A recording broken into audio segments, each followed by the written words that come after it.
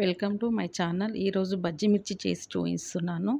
కావాల్సినవి కొద్దిగా చింతపండు నానబెట్టుకోవాలి, నువ్వులు, జీలకర్ర, పల్లీలు, ధనియాలు గుడంగా, బజ్జీ మిర్చి అన్నమాట. ఇవి ఉల్లిగడ్డలు సన్నగా కట్ చేసి పెట్టుకోవాలి. శనగపిండి 2 కప్పులంతా తీసుకుంటున్నా. అందులోకి కారము తగినంత, కొద్దిగా పసుపు, తగినంత సాల్ట్, కొద్దిగా వంట సోడా, ఇవన్నీ వేసి కలుపుకోవాలన్నమాట.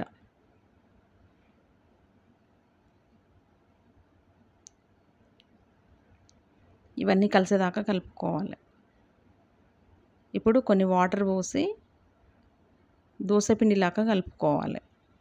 అంత పలస కూడా కావద్దనమాట, ఇట్లా చిక్కగా ఉండాలి. బాగా కలపాలంట, కలిపితేనే మంచిగా వస్తుంది బజ్జీ మిర్చి. ఇప్పుడు ఇవన్నీ ఫ్రై చేసుకోవాలి కడాయి పెట్టుకొని. ఇప్పుడు మిక్సీ గిన్నెలో వేసుకొని పౌడర్ చేసుకోవాలి. ఇప్పుడు ఇది పౌడర్ అయ్యింది కదా, ఇదంతా ఇట్లా దగ్గరకు అనుకొని ఇందులో చింతపండు నానబెట్టుకున్నాం కదా, ఆ చింతపండు కూడా వేసుకోవాలన్నమాట. ఇది మసాలాకు అన్నమాట. ఇప్పుడు మళ్ళీ కొద్దిగా మిక్సీ తిప్పుకుంటే పేస్ట్ అవుతుంది అన్నమాట. ఇప్పుడు ఇది మసాలా అన్నమాట.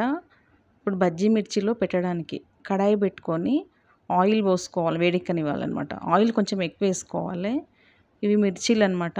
ఇట్లా కొనలు కట్ చేసుకోవాలి. కొనలు కట్ చేసుకొని ఇట్లా కాట్లు పెట్టుకోవాలి. ఇవి బండి మీద బజ్జీల లాగానే ఉంటాయి అన్నమాట. ఇట్లా మిరపకాయల్లో ఇత్తులు తీసేసుకోవాలి. ఇత్తులు తీసేసుకుంటే కారం ఉండవు అన్నమాట మిర్చి అనేది. లేకుంటే ఆ ఇత్తులు ఉంటే కారం ఉంటుంది. ఆ ఇత్తులు తీసేసుకోవాలి. సేమ్ బండి మీద మిర్చి లాగానే వస్తాయి అన్నమాట వేడి వేడి బజ్జీలు. ఇట్లా అన్ని ఇత్తులు తీసేసుకోవాలి. ఇప్పుడు ఆ మసాలా చింతపండు, పల్లీలు, ధనియాలు, జీలకర్ర ఇవన్నీ ఇందులో పెట్టుకోవాలి. మసాలా అన్నీ ఈ బజ్జీలలో, ఈ మిరపకాయలలో ఇత్తులు అన్నీ ఇదే విధంగా తీసుకోవాలన్నమాట.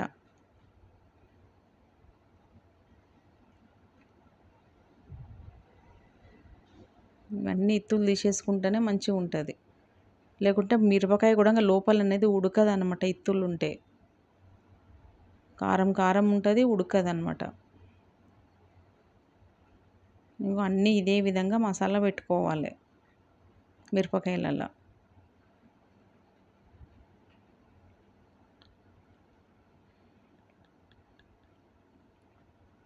ఇవి బాగుంటాయి బండి మీద మిర్చిలలాగా. మిర్చి బజ్జీ చాలా బాగుంటాయి. వర్షాకాలం వర్షాలు పడుతుంటే ఈవినింగ్ టైంలో తినడానికి ఎప్పుడు ఇష్టం ఉంటే అప్పుడు చేసుకోవచ్చు అన్నమాట. మనం ఈ మసాలాతోటే మిర్చి టేస్ట్ వస్తుంది అన్నమాట. ఇప్పుడు అన్నీ మసాలా పెట్టుకున్నాం అన్నమాట. ఇప్పుడు శనగపిండి కలుపుకున్నాం కదా, అందులో ఇట్లా మిరపకాయ, ఒక్కొక్క మిరపకాయ ఇట్లా అద్ది ఇట్లా గిన్నెకి ఇట్లా సాఫ్ట్గా చేయాలన్నమాట. ఈ విధంగా నూనెలో వేసుకోవాలి. ఇట్లా అద్దుకోవాలన్నమాట. కింది సైడు కొంచెము గ్యాప్ ఉంచాలన్నమాట. ఇట్లా ఇట్లా అంటే కొంచెం గ్యాప్ ఉంటుంది అన్నమాట. మంచిగా ఫ్రై అవుతాయి అన్నమాట ఆయిల్లో మిరపకాయలు అనేది.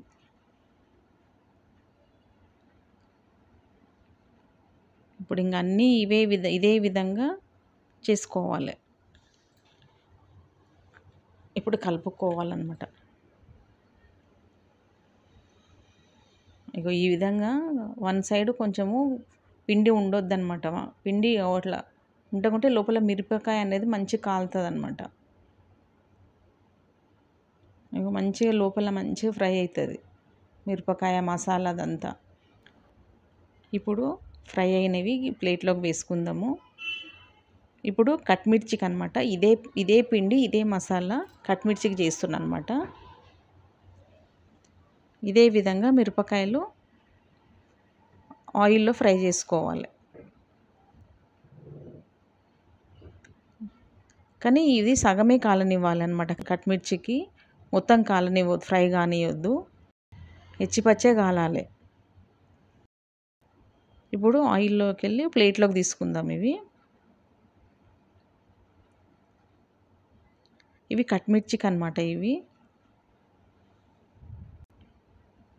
ఇప్పుడు ఇవి ఈ విధంగా కట్ చేసుకోవాలన్నమాట. ఈ విధంగా ఏ సైజు కావాలంటే ఆ సైజు కట్ చేసుకొని మళ్ళీ ఇవన్నీ ఆయిల్లో వేసుకోవాలి.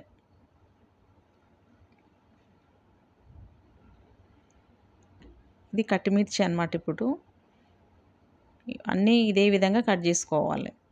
మన ఇష్టం అనమాట. ఎన్నైనా చేసుకోవచ్చు. ఇదే విధంగా ఫ్రై చేసుకోవాలి. ఇట్లా కలుపుకోవాలన్నమాట. ఇప్పుడు ఇవి ఫ్రై అయినవి ఒక ప్లేట్లోకి తీసుకుందాం. కట్మిర్చి రెడీ అయ్యింది.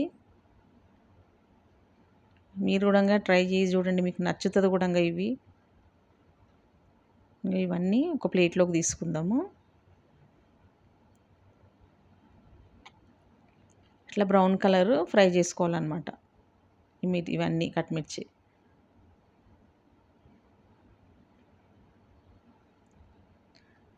ఇగో మిరపకాయలు అన్నమాట. ఇవి ఇట్లా కాట్లు పెట్టుకొని సన్నగా కట్ చేసుకున్న ఉల్లిగడ్డలు ఉన్నాయి కదా, ఇందులోకి పెట్టుకోవాలన్నమాట.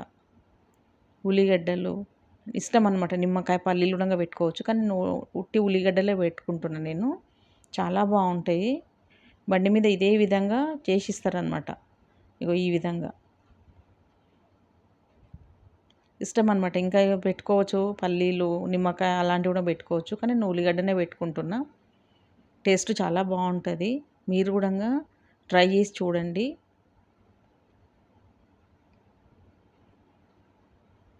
ఇప్పుడు బజ్జి మిర్చి రెడీ అయింది. కొద్దిగా పైనుండి మసాలా, జీలకర్ర, ధనియాలది మసాలా వేసుకోవాలన్నమాట. పౌడరు ఈ విధంగా వేసుకోవాలి.